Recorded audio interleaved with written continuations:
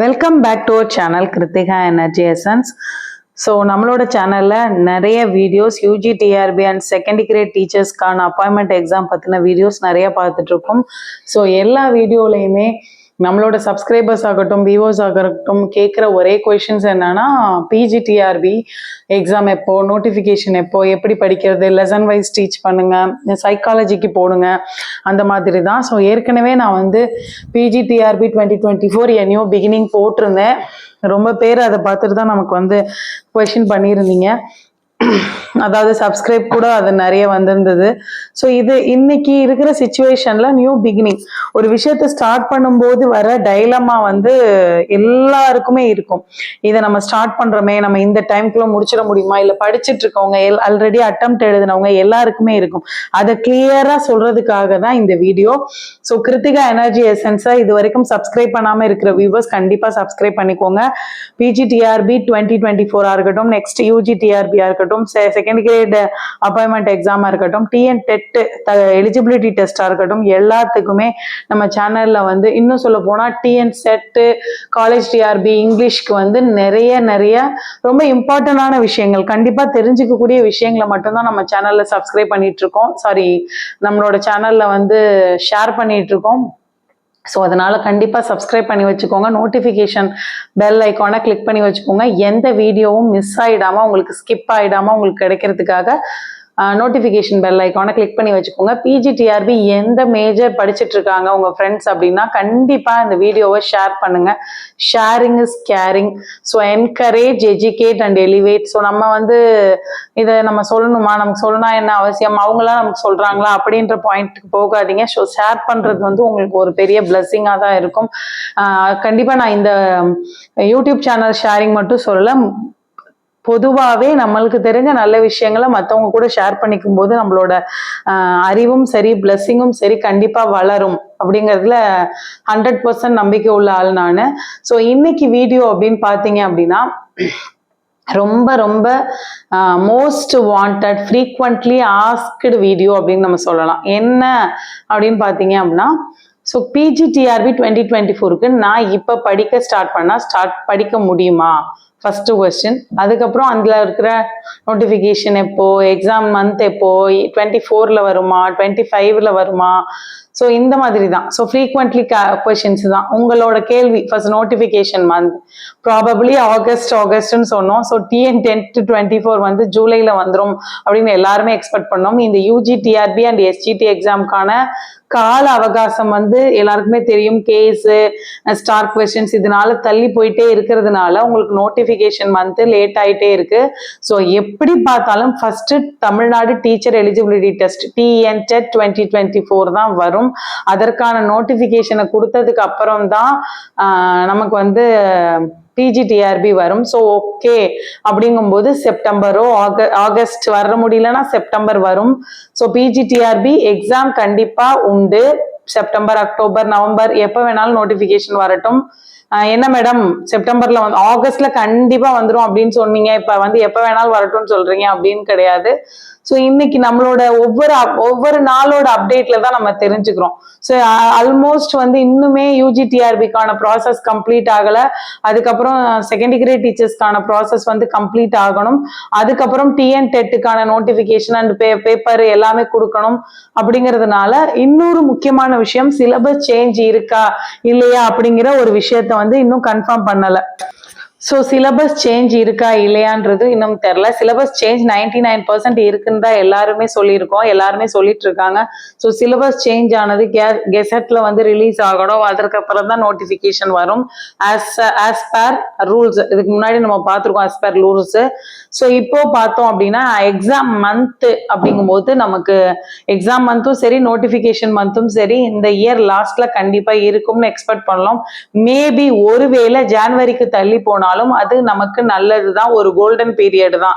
So 24 இருந்தாலும் சரி 25 இருந்தாலும் சரி நீங்க ப்ரிப்பேர் ஆயிருங்க, அதுதான் நான் சொல்றேன். ஸோ ஏற்கனவே நிறைய வீடியோஸ்ல சொல்லியிருக்கேன், நோட்டிபிகேஷன் வரட்டும் அப்படின்னு வெயிட் பண்ணி படிச்சவங்களை விட நோட்டிபிகேஷன் எப்ப வேணாலும் வரட்டும், நான் படிக்க ஸ்டார்ட் பண்றேன்னு படிச்சவங்க தான் உள்ள போயிருக்காங்க. மறந்துடாதீங்க, நீங்களும் அந்த ஒரு ப்ரிப்பரேஷன்ல இருக்கிற ஆளா லக்கியஸ்ட் பர்சனா இருங்கன்னு தான் நான் சொல்லுவேன்.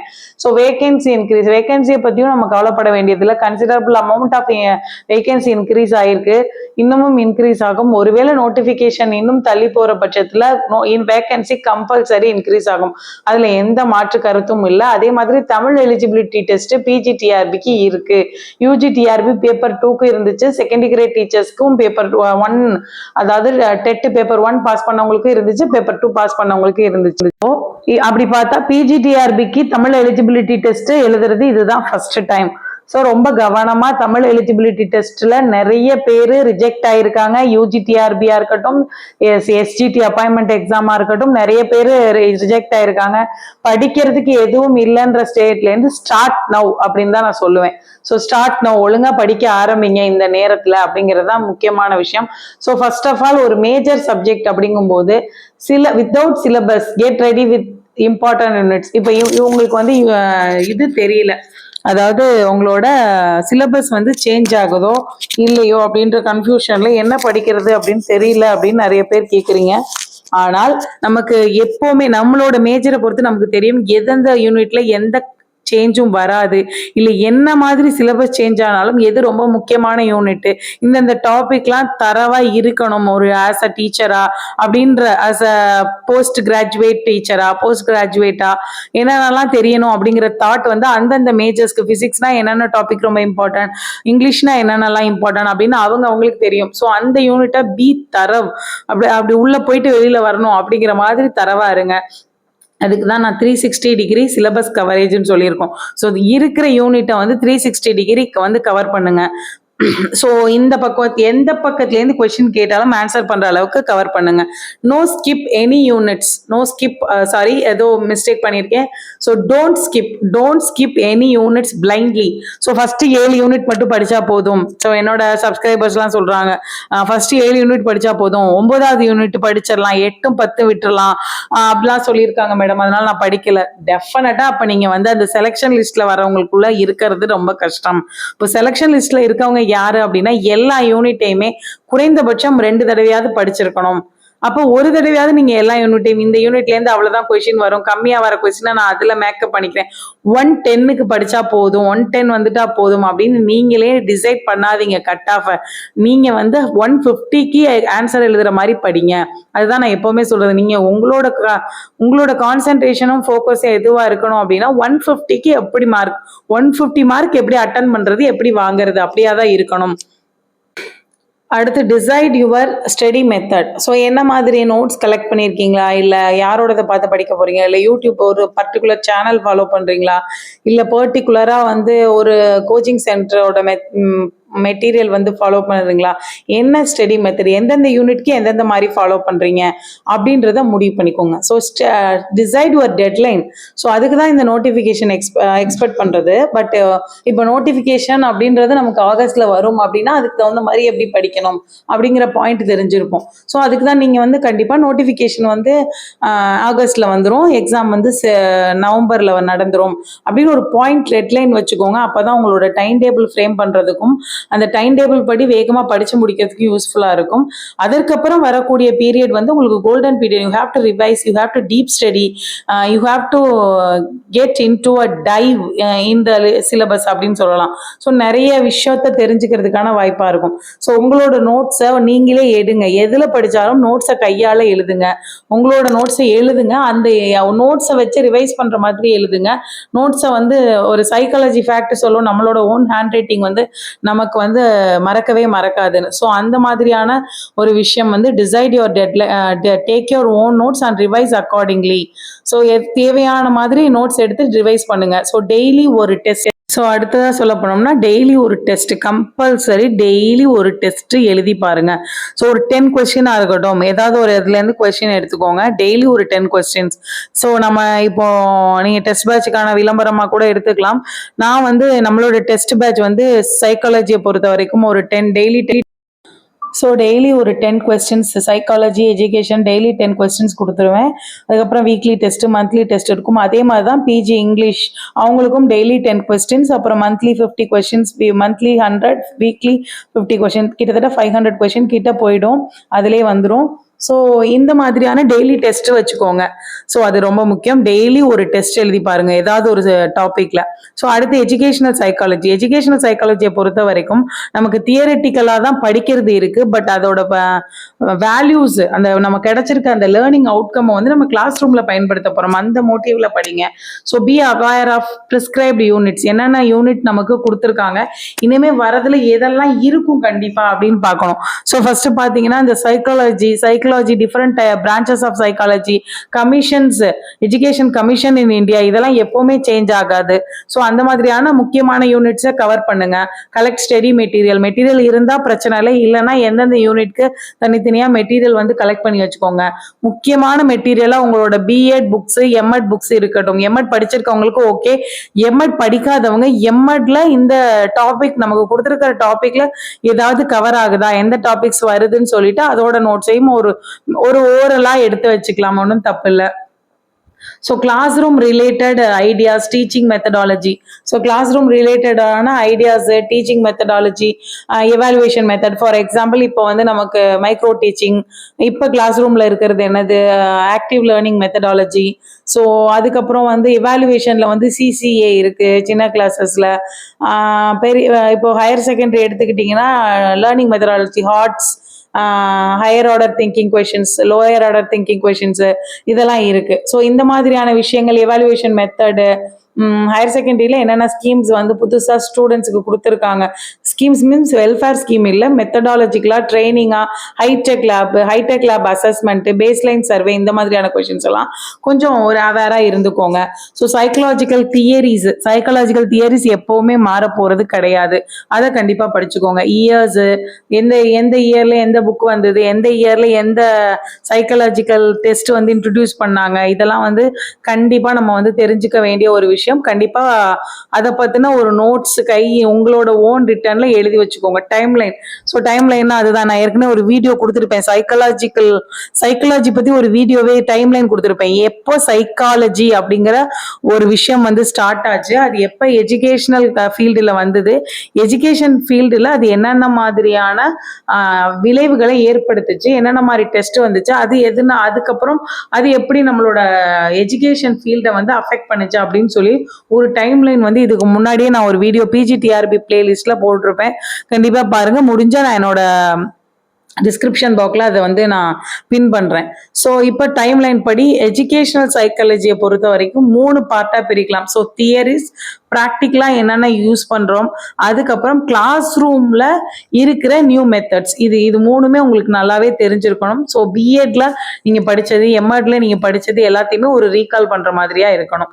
ஸோ ஜென்ரல் நாலேஜை பொறுத்த வரைக்கும் ஜென்ரல் நாலேஜுக்குன்னு தனி சிலபஸ் இருக்குது. இன்னும் ஏரியா ஃபோக்கஸ் அப்படின்னு சொல்லக்கூடிய ரொம்ப முக்கியமான சில விஷயங்கள் என்ன அப்படின்னு பார்த்தீங்கன்னா, so India and Tamil Nadu history of India and history of Tamil Nadu தெரிஞ்சிருக்கணும். ஸோ சேரர், சோழர், 3 டைனாஸ்டி இருக்கட்டும், இந்தியாவில் இருக்கிற முக்கியமான முகல் டைனாஸ்டி, அதுக்கப்புறம் வந்துட்டு மகாராஷ்டிரன், இந்த மாதிரியான எல்லா முக்கியமான கிங்ஸ், அவங்களோட பீரியட்ஸ், அவங்களோட என்ன ஹிஸ்ட்ரியில சேஞ்ச் பண்ணியிருக்காங்க அது தெரிஞ்சிருக்கணும். ஸோ பேசிக் சயின்ஸ் டேர்ம்ஸ்னா என்னன்னா, ஓசோன் லேயரா இருக்கட்டும், என்விரான்மெண்டல் பொல்யூஷனா இருக்கட்டும், ஆசிட் ரெயின், அதுக்கப்புறம் இன்னும் ரொம்ப இம்பார்ட்டண்டான சயின்ஸ் டேர்ம்ஸ், எஸ்ஐ யூனிட்ஸ், இந்த மாதிரி ஏரியா ஃபோக்கஸ் வந்து ரொம்ப கவனிச்சு பாருங்க. ஸோ 6 to 10th இருக்கிற சயின்ஸ்ல டெய்லி டெஃபினட்டா ஒரு டீச்சருக்கு தெரிஞ்சிருக்கக்கூடிய விஷயங்கள் அப்படிங்கிற பாயிண்ட்ல பாத்தீங்கன்னா ஈஸியா ஐடென்டிஃபை பண்ணலாம். ஸோ அடுத்து டேஸ் அண்ட் இயர்ஸ், எந்த இயர்ல எதை செலிப்ரேட் பண்றோம், எந்த டே, என்விரான்மெண்டல் டே, வேர்ல்டு லாஃப்டர் டே, ஸோ இந்த மாதிரியான விஷயங்கள். அடுத்து current affairs. So current affairs அப்படிங்கும்போது இப்ப இன்னைக்கு பிரசன்ட்ல என்னென்ன நடந்துட்டு இருக்கு, ஸோ யாரு சீஃப் ஜஸ்டிஸா இருக்கா, இல்லை யார் வந்து வெளியுறவுத்துறை அமைச்சர், இல்ல வந்து MHRD அமைச்சர் வந்து ministry of human resource development, இல்ல வந்து CBI, இந்த மாதிரி கரண்ட் அஃபேர்ஸா இருக்கலாம். எர்த் அண்ட் என்விரான்மெண்ட் என்னென்ன சேஞ்சஸ் இருக்கு, வெல்கனோ அரைஸ் ஆகிறது, சுனாமி, இல்ல வந்து எர்த் குவேக், இல்ல என்ன மாதிரியான என்விரான்மெண்ட் சேஞ்சஸ் இருக்கு, இதெல்லாம் வந்து தெரிஞ்சுக்கணும். ஸோ அடுத்து பார்த்தோம் அப்படின்னா வந்துட்டு polity and constitution. So polity அப்படின்னு எடுத்துக்கும் போது நமக்கு இந்த elections, Lok Sabha elections, member of parliament, Lok Sabha, Rajya Sabha, இந்த மாதிரியான விஷயங்கள். So how many members, language, என்ன முக்கியமாக நடந்தது, இதெல்லாம். So daily news. So current அஃபேர்ஸும் அதுதான், டெய்லி நியூஸும் அதுதான், கொஞ்சம் டிஃபர் ஆகும். ஸோ டெய்லி நடக்கிற ஒரு விஷயங்கள். ஸோ அடுத்து முக்கியமான ஒரு பாயிண்ட் அப்படின்னு பார்த்தீங்கன்னா தமிழ் எலிஜிபிலிட்டி டெஸ்ட். ஸோ இதில் வந்து நான் ஃபர்ஸ்ட் லைன்லேயே சொல்லியிருக்கேன். ஸோ இப்போ நடந்த UGTRB, அதாவது TN-TET பேப்பர் 2 எழுதி BT அசிஸ்டன்ட்டுக்கு வந்திருக்கவங்க தமிழ் எலிஜிபிலிட்டி எழுதியிருந்தாங்க. SGT அப்படின்னு சொல்லக்கூடிய இடைநிலை ஆசிரியர்கள் வந்து தமிழ் எலிஜிபிலிட்டி டெஸ்ட் எழுதியிருந்தாங்க. ஸோ 2 பேருக்குமே தமிழ் எலிஜிபிலிட்டி, அதாவது தமிழ் கொஸ்டின்ஸை விட ரெண்டுலையுமே தமிழுக்கான கொஸ்டின் இருக்கு. தமிழ் கொஸ்டினை விட தமிழ் எலிஜிபிலிட்டி கஷ்டமா இருக்கு அப்படின்னு சொல்றாங்க. என்ன காரணம் அப்படின்னா தமிழ் எலிஜிபிலிட்டியை ஒரு அதாவது ஃபில்ட்ரேஷன் மெத்தடா யூஸ் பண்றாங்க. ஸோ தமிழ் எலிஜிபிலிட்டியில நீங்க வந்து 20 மார்க், அதாவது 40% ஆஃப் த மார்க் எடுக்கல அப்படின்னா நீங்க வந்து உங்களோட பேப்பர் பார்ட் ஏல 40% எடுக்கலன்னா பார்ட் பி வந்து வேல்யூ பண்ண மாட்டாங்க. ஸோ உங்களை அதுலயே பாதி பேர் ரிஜெக்ட் பண்ணிடுவாங்க. ஸோ நிறைய பேர் வந்து தமிழை தாண்டி physics, maths, English, economics, commerce இப்படி படிக்கும்போது தமிழை அப்படியே விட்டுருப்போம். 11th 12th அப்படியே வந்திருப்போம். நம்ம தமிழை திரும்பி பார்த்திருக்க மாட்டோம். ஏன்னா நமக்கு பேச தெரியும், அதனால ஃபுல்லா படிச்சிருக்க மாட்டோம். ஸோ தமிழ் எலிஜிபிலிட்டி தானே அப்படின்னு தைரியமா இருந்ததுனால நிறைய பேர் அவங்களோட லைஃப்பை வந்து ரொம்ப ரொம்ப ரொம்ப 120 மார்க் UGTRBல எடுத்திருக்காங்க. ஆனால் அவங்களால வந்து தமிழ் எலிஜிபிலிட்டி எடுக்க முடியாததுனால அவங்க வந்து வேலைக்கு வர முடியல, ரிஜெக்டட். அவங்க பேப்பரே வேல்யூ பண்ணலை. அவங்களோட கீ ஆன்சர் படி 120 அப்படிங்கிறாங்க. ஸோ இந்த மாதிரியான ஒரு விஷயம் இருக்கு. அந்த சீரியஸ்னஸ்க்காக தான் இவ்வளோ சொல்றேன். ஸோ ஃபர்ஸ்ட் என்ன பண்ணோம், 10th book. So 6 to 8 10th book வரைக்குமே ரீட் பண்ணணும். 10th புக்கை தரவா படிச்சிருங்க. ஸோ தரவானா உங்களுக்கு எந்த செய்யுள் எங்க இருக்கு, யார் எழுதியிருக்கா, என்ன புக்லேருந்து வந்திருக்கு, எந்த லெசன் கொடுத்துருக்காங்க, அந்த லெசன்ஸ்ல இருக்கிற இம்பார்ட்டன்ட் லைன்ஸ் யாரு, அந்த லெசனை எழுதினவர் யாரு, அவரோட பாயிண்ட் என்ன, அந்த பேசிக் கிராமர் என்ன, புணர்ச்சி விதிகள், அணி, இந்த மாதிரியான முக்கியமான விஷயங்கள் எல்லாமே 10th புக்கை கவர் பண்ணி தரவா படிச்சிருங்க. 10th சிலபஸ் அப்படின்னு 10ஆம் வகுப்பு நிலைன்னு கொடுத்துருக்கிறதுனால 10th புக்லேருந்து அதிகமான சிலபஸ் வருது. 10th புக்கை மட்டும் ஃபுல் ரீடிங் கொடுங்க, லைன் பை லைன் கொடுங்க, போயம், லெசன், கோட்ஸ், லைன்ஸ் கொடுக்க சொல்லியிருக்கேன்.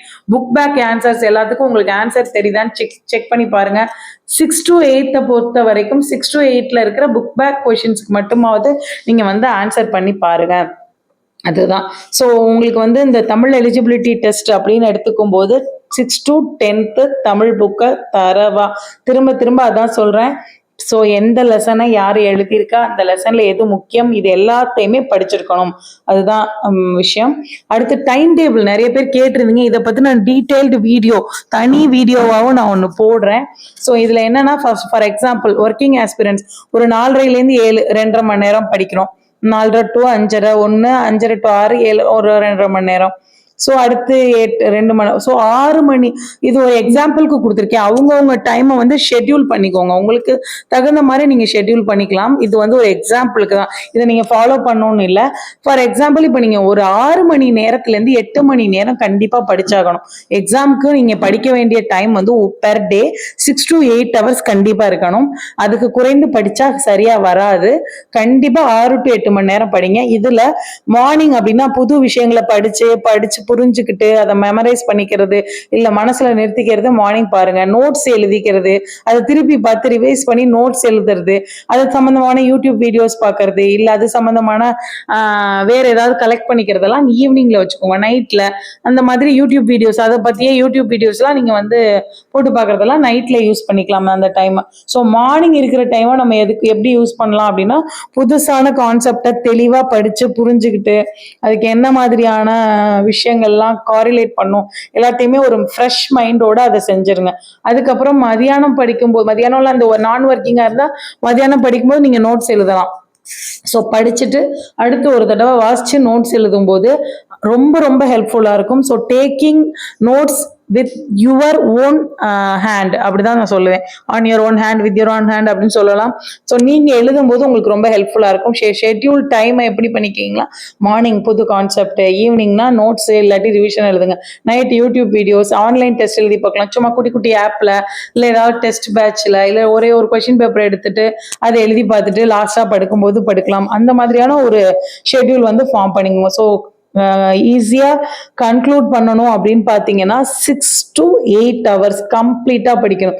ஸோ இன்னொரு முக்கியமான விஷயம் என்னன்னா, அந்த 6 to 8 hours அப்படிங்கிறது எக்ஸ்டெண்ட் ஆகலாம், குறையலாம். எதை பேஸ் பண்ணினா நீங்க ஒரு டேக்கு டைம் டேபிள் கொடுத்துக்கணும். இந்த யூனிட்ல இந்த டாபிக்கை இன்னைக்கு படிக்கணும். அப்ப படிச்சு முடிச்சிட்டீங்க அப்படின்னா ஓகே, அந்த டாபிக்கோட சேர்த்து ஃபுல்லாமே அதான் நான் நெக்ஸ்ட் சொல்லுவேன். அந்த டைம் டேபிள் எப்படி இருக்கணும்னா, நோட்ஸும் சரி டைம் டேபிளும் சரி, அந்த அன்னைக்கு உள்ள நோட்ஸ் அன்னைக்குள்ள என்ன லேர்னிங் அவுட்கம், அதாவது இன்னைக்கு என்ன படிக்கிறோம் அதுக்கான நோட்ஸ் எழுதிட்டோமா, இந்த வீக்குக்கு எதெல்லாம் படிக்கணும் அதுக்கான நோட்ஸ் வீக் எண்ட்ல பார்க்கணும், இந்த மந்த்துக்கு இந்த யூனிட்டை முடிச்சிட்டோமா அதுக்கு எல்லாமே பர்ஃபெக்டா நம்ம நோட்ஸ் எழுதி வச்சிருக்கோமா இதை செக் பண்ணிக்கணும். ஸோ இதுதான் முக்கியமான இந்த டைம் டேபிள்ல நீங்க தெரிஞ்சுக்கிறது. ஸோ 6 to 8 hours படிக்கிற மாதிரி ready ஆயிக்கோங்க.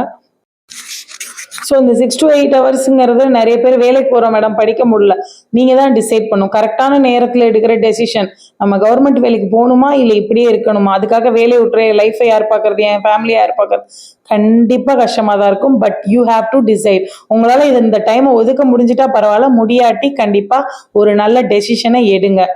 So daily revision test, டெய்லியுமே ரிவிஷன் எழுதணும் அண்ட் டெஸ்ட் எழுதி பார்க்கணும். நோட்ஸ் டேக்கிங் டெய்லி இருக்கணும். So weekly test and revision, monthly test revision and test, unit wise notes organising. ஒரு யூனிட் முடிச்சிட்டீங்க அப்படின்னா அதை ஆர்கனைஸ் பண்ணிட்டு திருப்பி பார்த்துட்டு அதுக்கு ஒரு டெஸ்ட் எழுதணும். அந்த யூனிட்டுக்குன்னு எவ்வளோ மார்க் வாங்குறீங்க, எவ்வளோ தூரம் படிச்சிருக்கீங்க, அந்த யூனிட்லேருந்து கொஸ்டின் வந்தால் எவ்வளோ தூரம் ஆன்சர் பண்ணுறதுக்கு ரெடியாக இருக்கீங்க அப்படிங்கிறத செக் பண்ணிக்கணும். ஸோ அடுத்து பார்த்தீங்கன்னா recall and revise by self evaluation. So நம்ம செக் பண்ணி பார்க்குறோம், நமக்கு அதில் சாட்டிஸ்ஃபேக்ஷன் இல்லை, அப்போ திரும்ப ரீகால் பண்ணி பார்க்கணும். அதுக்கப்புறம் ரிவைஸ், ரீகால் அண்ட் ரிவைஸ், சொல்லி பார்க்கறது, ரிவைஸ்னா திருப்பி பார்க்கறது, ரெண்டுக்கும் வித்தியாசம் இருக்கு. ஸோ நீங்கள் உங்களுக்கு மனசுக்குள்ள அந்த கான்செப்டை சொல்லி பாருங்க. சொல்ல வரலையா, புக்கை எடுத்தோம் நோட்ஸ் எடுத்தோம் திரும்ப ரிவைஸ் பண்ணி பாருங்க. So test from various sources. So நிறைய பேர் வந்து ஒரு புக்கை வாங்கி வச்சு படிச்சுட்டு இருப்பீங்க, இல்லை ஒரு கோச்சிங் சென்டர்ல படிச்சுட்டு இருப்பீங்க, அவங்களோட டெஸ்ட் மட்டும் அட்டன் பண்ணாம வேரியஸ் சோர்சஸ்ல இருந்து அட்டன் பண்ண ட்ரை பண்ணுங்க. அப்பதான் அந்த சிலபஸ்க்கு மீறி இருக்கிற கொஸ்டின்ஸ் தெரியுதா தெரியலையான்னு உங்களுக்கு புரிய வரும். அது ரொம்ப முக்கியம். ஸோ அடுத்து டெஸ்ட் பேட்சஸ், எவ்வளோக்கு எவ்வளோ டெஸ்ட் எழுதி பாக்குறீங்களோ அவ்வளோக்கு எவ்வளோ நல்லது. ஒர்க் ஷீட்ஸ் அதே மாதிரி தான், test batch and worksheet எவ்வளோக்கு எவ்வளோ நீங்க வந்து அதை யூட்டிலைஸ் பண்றீங்க, ஆர்கனைஸ் பண்றீங்க, நிறைய வந்து ஃபெமிலரைஸ் பண்ணிக்கிறீங்க அப்படிங்கிறத பொறுத்து தான் உங்களோட speed and presence of mind இருக்கும். ஸோ நம்ம எந்த அளவுக்கு ஆப்ஷன்ஸை நிறைய பார்க்கும்போது, ஸோ டெஸ்ட் வந்து நம்ம டெய்லி படிக்கும்போது ஆப்ஷன்ஸ் பார்க்க வேண்டிய அவசியம் இல்லை. ஆனால் டெஸ்ட் எழுதும்போது எந்த மாதிரி ஆப்ஷன் கொடுத்தாலும் உங்களுக்கு கரெக்டாக ஐடென்டிஃபை பண்ண தெரியுதா அப்படிங்கிற ஒரு விஷயமும் ரொம்ப ரொம்ப முக்கியம். ஸோ அதனால test batch and worksheets அதை பற்றின ஒரு கிளியர் கட் ஐடியாவுக்கு வந்துருங்க. So all the best. இது எல்லா விஷயமுமே நிறைய கேள்விகளுக்கு ஒரு விடையா இருக்கும்னு நினைக்கிறேன். ஸோ கண்டிப்பா all the best for all PGTRB aspirants. 2024 நீங்க வேலைக்கு போக, 2025 வேலைக்கு போகிறதுக்கு வாழ்த்துக்கள். ஸோ கிருத்திகா எனர்ஜி எசன்சஸ் இது வரைக்கும் சப்ஸ்கிரைப் பண்ணாம இருக்கிறவங்க சப்ஸ்கிரைப் பண்ணிக்கோங்க. பிஜிடிஆர்பி இங்கிலீஷ் சப்ஜெக்டுக்கான test batch daily 10 question, weekly 50 question, monthly 100 questions போயிட்டு இருக்கு, கொடுத்துட்டு இருக்கோம். அடுத்து அதே மாதிரி சைக்காலஜி அண்ட் எஜுகேஷன் அதுக்கான டெஸ்ட் பேட்சும் போயிட்டு இருக்கு. அதே மாதிரி தான் daily 10 question, weekly 50 question, monthly 100 questions கொடுத்துட்டு இருக்கோம். ஸோ தமிழ் எலிஜிபிலிட்டி டெஸ்ட்டும் இன்னும் ஸ்டார்ட் பண்ணல, அது ஸ்டார்ட் பண்ற ஐடியால இருக்கு. ஸோ உங்களுக்கு இந்த பிஜிடிஆர்பியோட டெஸ்ட் பேட்ச்ல ஜாயின் பண்ணிக்க விருப்பம் இருந்தா இந்த ஸ்கிரீன்ல தெரியுற நம்பருக்கு வாட்ஸ்அப் பண்ணி தெரிஞ்சுக்கோங்க. இந்த வீடியோ உங்களுக்கு பிடிச்சிருந்தா லைக் பண்ணுங்க, ஷேர் பண்ணுங்க. உங்களோட ஃப்ரெண்ட்ஸ் யாராவது பிஜிடிஆர்பி எக்ஸாமுக்கு படிச்சுட்டு இருக்காங்க, எக்ஸாமுக்கு படிக்கிற ஐடியால இருக்காங்கன்னா கண்டிப்பா இந்த வீடியோவை ஷேர் பண்ணுங்க. Sharing is caring. So thank you for வாட்சிங் திஸ் வீடியோ. Thank you friends.